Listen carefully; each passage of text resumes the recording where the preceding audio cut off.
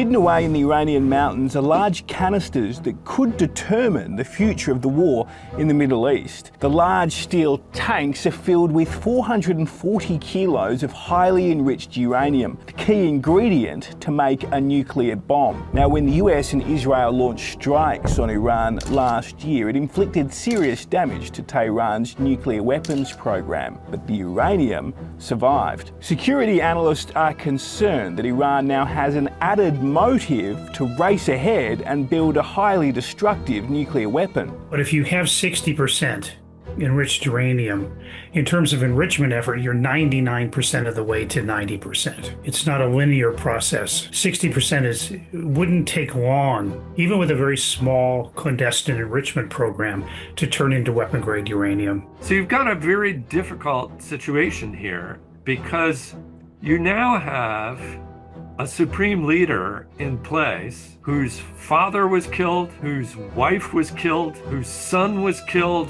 who himself was wounded in the initial attacks, who's probably burning for revenge. So how does the US and Israel access these uranium-filled canisters? Well, the CIA says it has the location in western Iran under constant surveillance, but there's no getting around it.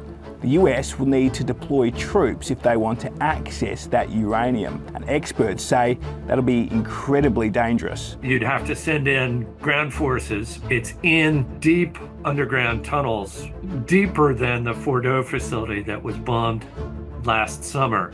The material is in basically sort of scuba tanks type canisters, and you could either try to load those on trucks, get them to someplace with an airstrip where you could land an airplane to fly them out, or a simpler but messier solution would be to put explosives on each of the canisters and blow them up.